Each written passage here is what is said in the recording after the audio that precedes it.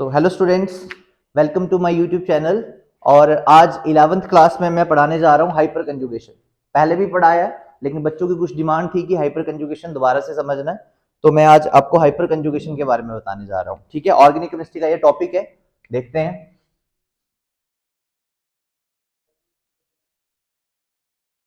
Hyper conjugation, इसका एक और भी नाम है, इसको बोलते हैं नो बॉन्ड रेजोनेंस। क्या बोलते हैं बच्चे इसको? No bond resonance. तो बात करते हैं कि हाइपर कंजुगेशन क्या होता है और कौन इसको शो करता है और कौन इसको शो नहीं करता। ठीक है, तो अगर हम हाइपर कंजुगेशन की बात करें तो 3 स्पीशीज जो हैं वो हाइपर कंजुगेशन शो करती हैं और एक स्पीशीज जो है वो हाइपर कंजुगेशन शो नहीं करती। कौन शो करता है? सबसे पहले कार्बोकैटाइन। कार्बोकैटाइन, कार्बोकैटाइन, क्या ये कलर दिख नहीं रहा? Let me check. Okay, so carbocation. Second is free radicals,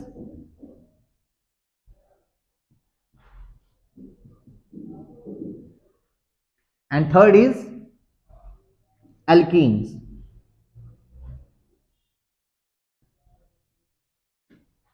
ये 3 compounds, 3 species hyperconjugation show करते हैं। ठीक है, कार्बोकैटाइन क्या होता है बच्चे? एक ऐसा कार्बन जिसके ऊपर कौन सा चार्ज हो? पॉजिटिव चार्ज, और इसकी हाइब्रिडाइजेशन होती है sp2। ओके, और ये आगे जिस भी कार्बन के साथ जुड़ा होगा उसके पास हाइड्रोजन का होना बहुत ज्यादा जरूरी है।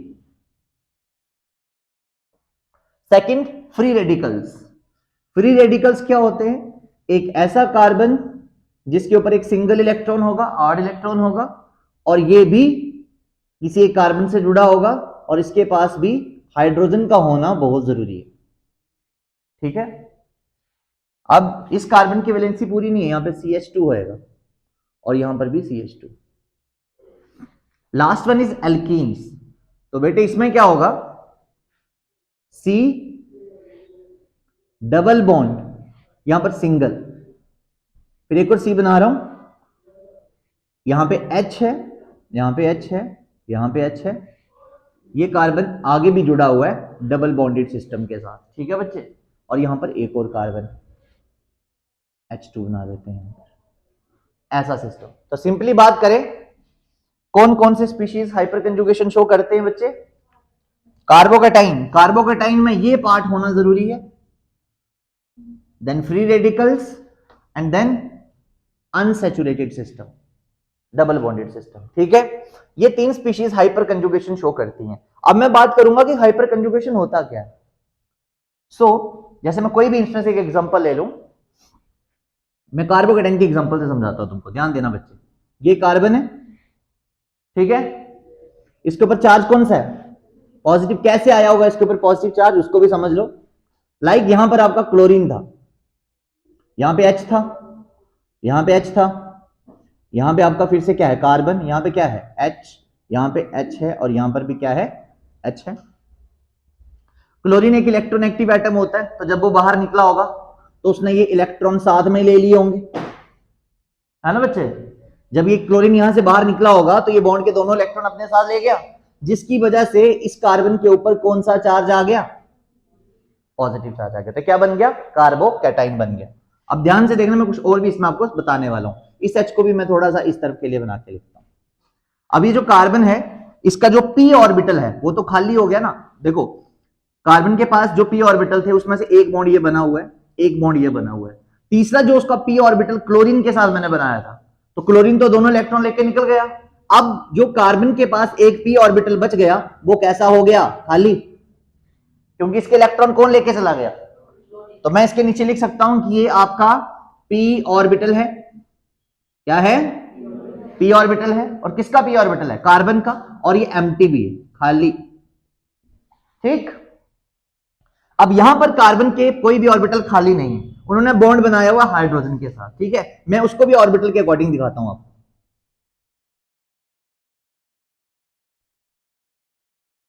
इसके पास एक इलेक्ट्रॉन था, यहां भी, और इसने एक इलेक्ट्रॉन किसके साथ शेयर किया हुआ है? हाइड्रोजन के साथ। तो यहां पर इनकी क्या बनी हुई है? बॉन्ड बनी हुई है। समझ में आया?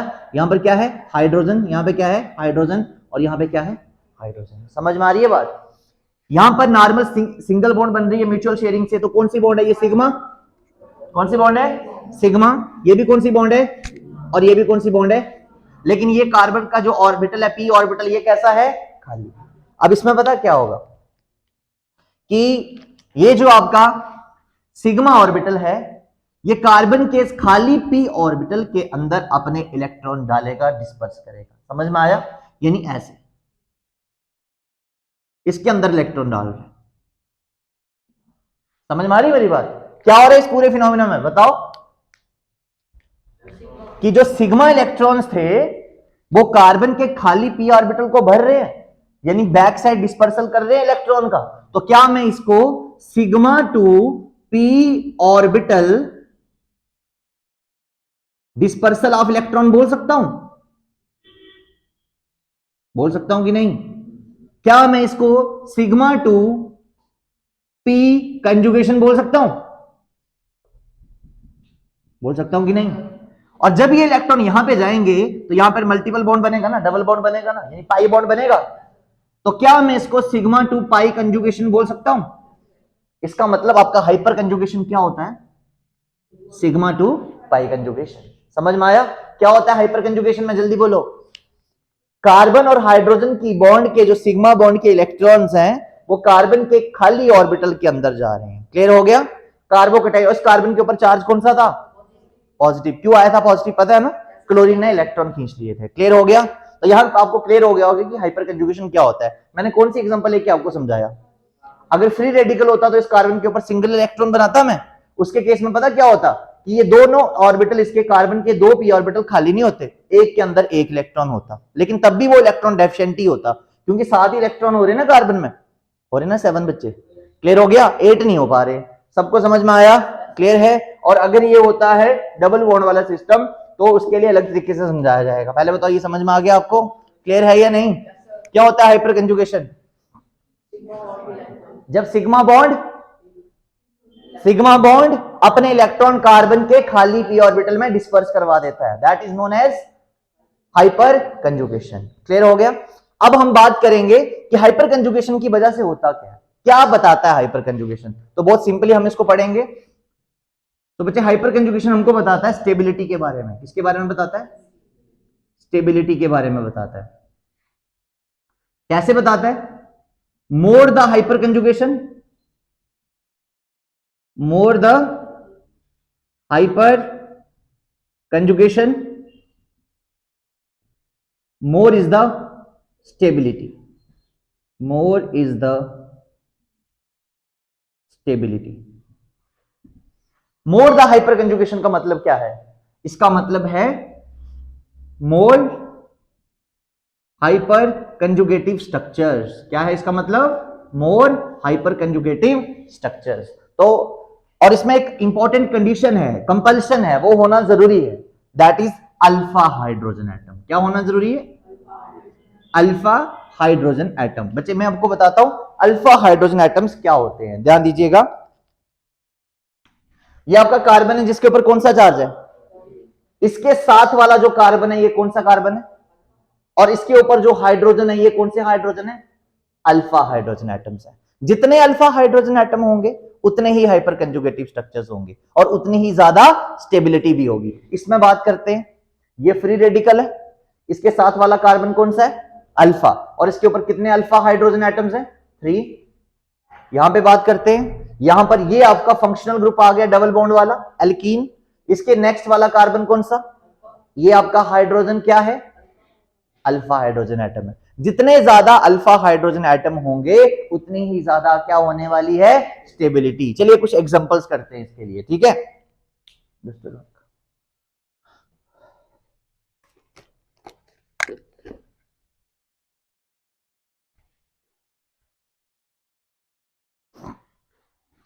ये मैं मिटा रहा हूं, ठीक है?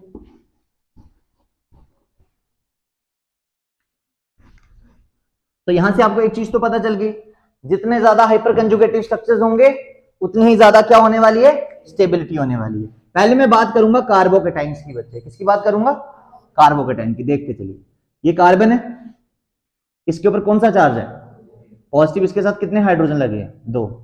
अब आपने इसको एक ऐसे कार्बन से जोड़ा जो आगे किसी के साथ नहीं जुड़ा, 3 हाइड्रोजन बना लीजिए,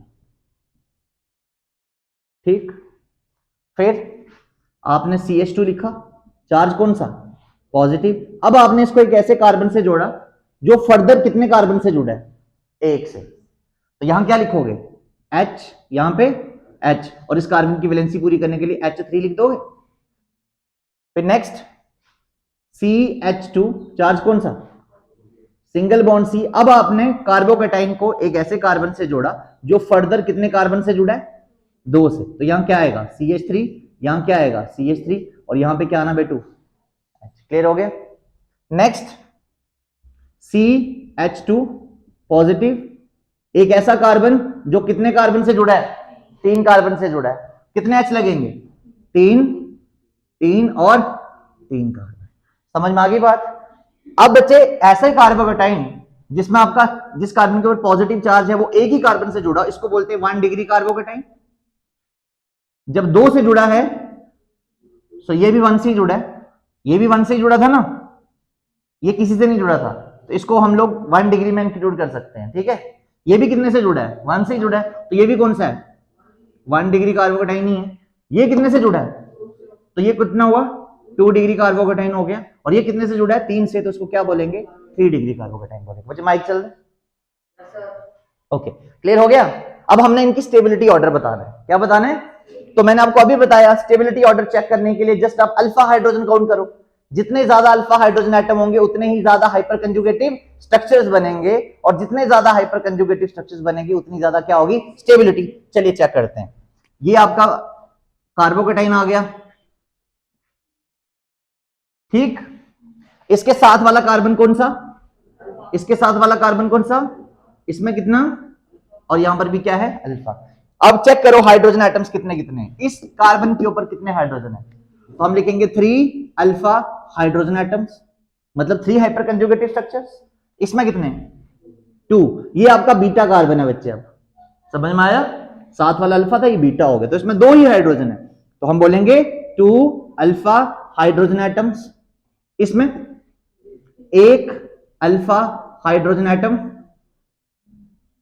और इसमें 9 अल्फा हाइड्रोजन एटम, मतलब 9 हाइपर कंजुगेशन। अब मुझे बताओ स्टेबिलिटी ऑर्डर क्या है, कौन है सबसे ज्यादा स्टेबल, तो आप बोलोगे सर ये सबसे ज्यादा स्टेबल, इन दोनों की बराबरी है, नहीं, इससे ज्यादा स्टेबल कोई भी नहीं, ये सबसे ज्यादा स्टेबल है, ठीक है। इसको आप इथाइल कार्बोकेटाइन बोल सकते हो, क्या बोल सकते हो, it is a ethyl carbocation. तो ये सबसे ज्यादा स्टेबल, फिर ये, और फिर ये। क्लियर हो गया, स्टेबिलिटी ऑर्डर समझ में आया। किसका स्टेबिलिटी ऑर्डर समझ में आया आपको, ये कार्बोकेटाइन्स का। अब कुछ और भी क्वेश्चन आ सकते हैं कार्बोकेटाइन के बेसिस पे, चलिए मैं क्वेश्चन देता हूं।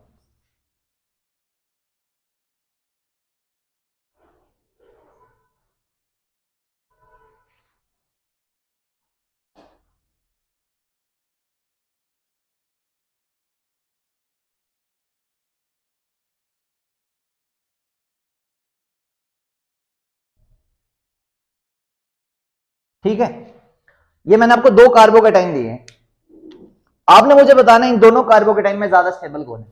तो उसके लिए हमको क्या चेक करना है, जल्दी बोलना, अल्फा हाइड्रोजन चेक करने, करो अल्फा हाइड्रोजन चेक। इसमें कितने अल्फा हाइड्रोजन है, ये आपका कार्बोकेटाइन आया, इसके साथ वाला कार्बन, इसके साथ वाला कार्बन, और इसके साथ वाला कार्बन, तो क्या ये तीनों अल्फा है, कितने हाइड्रोजन है इसमें, 3 3 3, तो 9 हाइपर कंजुगेटिव स्ट्रक्चर्स बनेंगे, सही हुआ या नहीं।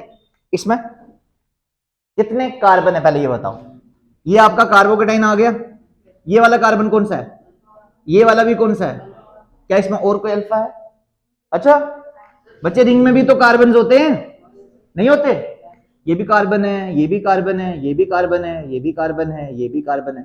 इस कार्बन ने कितनी बॉन्ड्स बनाई है पहले से, 3, तो मतलब इसके साथ एक साथ में क्या होगा, H भी होगा, सो ये भी अल्फा।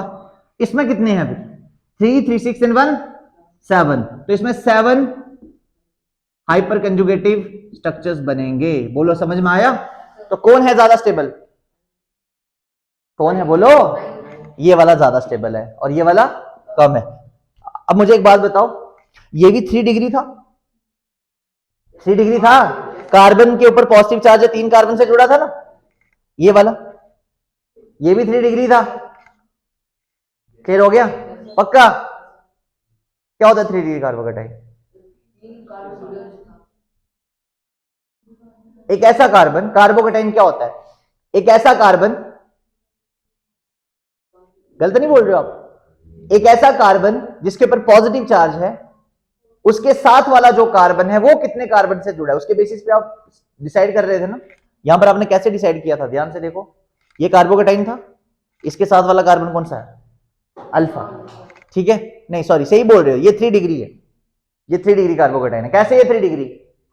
एक ऐसा कार्बन जिसके ऊपर पॉजिटिव चार्ज है वो कितने कार्बन से जुड़ा है, वही डिसाइड करेगा आपका प्राइमरी, सेकेंडरी और टर्शियरी कार्बन। तो इसका मतलब ये वाला कौन सा था? ये 1 डिग्री था ये 1 डिग्री। बच्चे प्राइमरी, सेकेंडरी और टर्शियरी कार्बोकेटाइन का क्या फर्क होता है? सी जिसके ऊपर क्या है? पॉजिटिव चार्ज, अगर ये एक कार्बन से जुड़ा है तो प्राइमरी, 2 से जुड़ा है सेकेंडरी और 3 से जुड़ा है तो टर्शियरी। समझ में आ गई बात? लेकिन स्टेबिलिटी ऑर्डर तो हमारा बिल्कुल सही है। समझ में आ गई आपको बात? इन दोनों में से ज्यादा स्टेबल कौन है? इन दोनों में से ज्यादा स्टेबल कौन है? जल्दी बोलिएगा। कौन सा वाला? 9 वाला, क्योंकि उसमें हाइपर कंजुगेटिव स्ट्रक्चर्स ज्यादा बनेंगे। क्लियर हुआ? सबको समझ में आया? ओके, नेक्स्ट मैं बात करता हूं, कुछ और एग्जांपल्स देता हूं।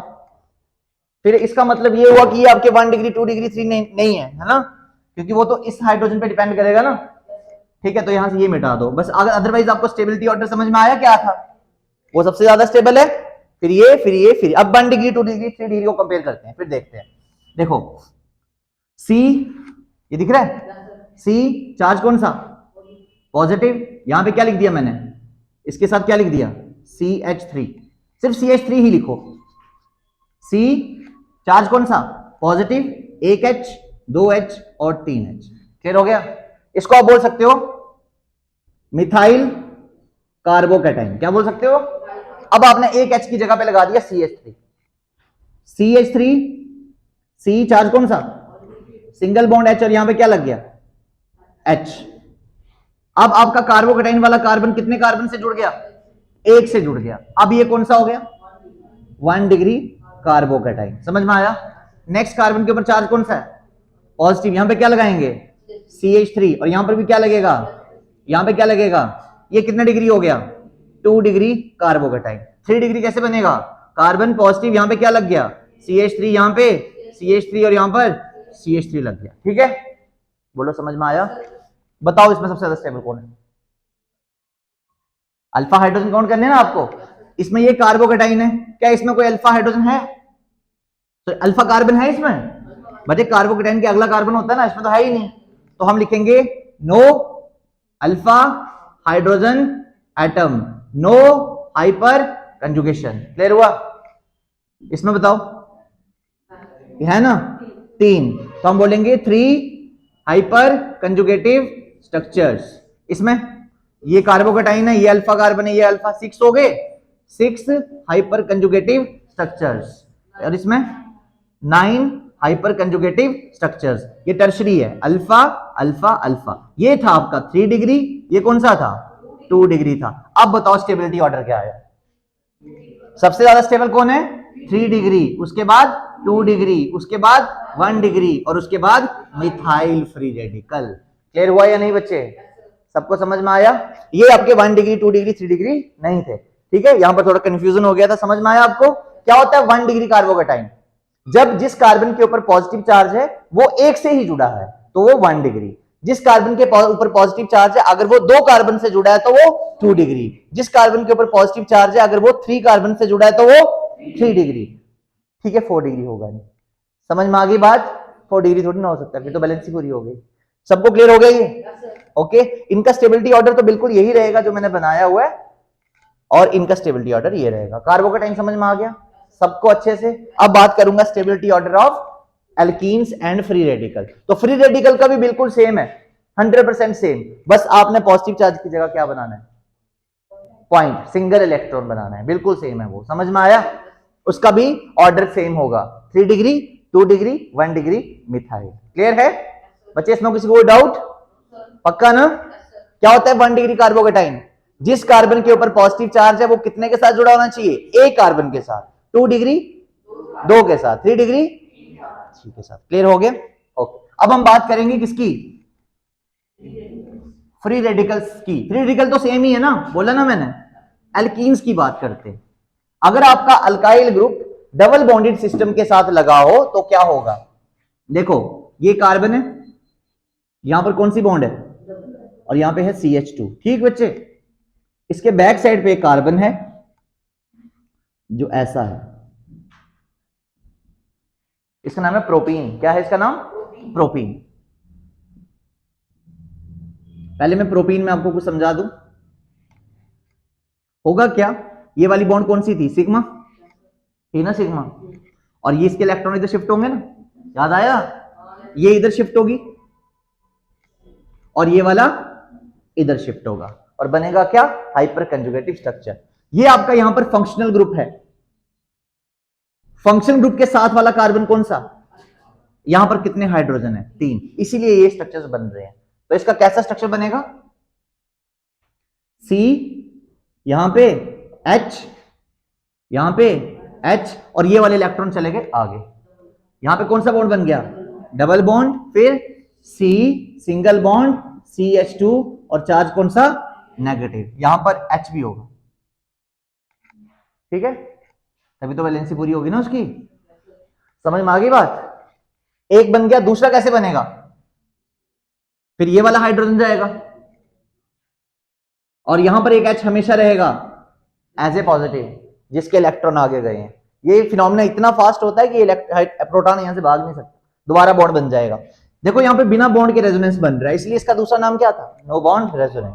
अच्छा दोबारा एक और बनाओ, H positive, single bond C, ये बॉन्ड नहीं आएगा, यहां पे क्या लग गया, H, यहां पे H, यहां पे डबल बॉन्ड C और सिंगल बॉन्ड 2 नेगेटिव, फिर यहां पर C, H और यहां पे H positive, double bond C, single bond और चार्ज कौन सा, समझ में आई बात।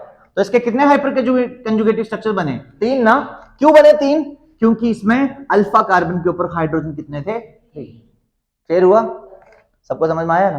अब अगर मैं यहां पे ग्रुप चेंज कर दूं, पहला तो मैंने ये लिया था प्रोपीन, अब मैं इसको बदल रहा हूं, CH3, single bond C, H, single bond CH, double bond CH2।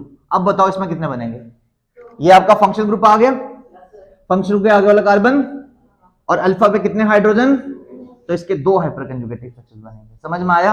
अब अगर मैं ये भी इसकी जगह पे CH3 लगा दूं तो फिर एक ही बनेगा, और अगर इसकी जगह पे CH3 लगा दूं तो एक भी नहीं बनेगा। समझ में आया। अगर बच्चे यहाँ पे CH3 हो और यहाँ पर भी क्या हो, तो फिर अल्फा कार्बन के ऊपर कोई भी हाइड्रोजन नहीं बच गया, सब तो CH3 हो गए, अब कोई भी हाइपर कंजुगेटिव स्ट्रक्चर नहीं बनेगा। इसका जो सबसे इंपॉर्टेंट क्वेश्चन है वो है कि हम एल्कीन्स की स्टेबिलिटी को कंपेयर करते हैं। ठीक है, with the help of hyperconjugation we can compare the stability of alkenes. क्या है वो, देखो C, double bond C, single bond H, single bond H। मुझे पहले बताओ इसमें अल्फा कार्बन है या नहीं बच्चे, ये आपका क्या है, फंक्शनल ग्रुप। फंक्शनल ग्रुप के आगे वाला कार्बन अल्फा कार्बन होता है, इसमें है ही नहीं। तो ये आपका इथीन था, इसमें no hyperconjugation because no alpha hydrogen, no hyperconjugation क्योंकि कार्बन ही नहीं है इसमें। अब अगर मैं यहां पर CH3 लगा दूं, अच्छा मैं पहले सारे स्ट्रक्चर्स बना लेता हूं, फिर आप मुझे बताना सबसे ज्यादा स्टेबल कौन होगा।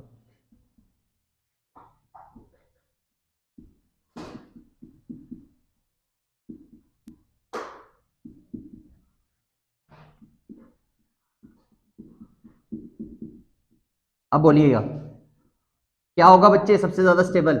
इसको नंबर 1 दिया, इसको 2, इसको 3 और इसको 4। नाम क्या है इसका, इसका नाम है ब्यूट 2 इन।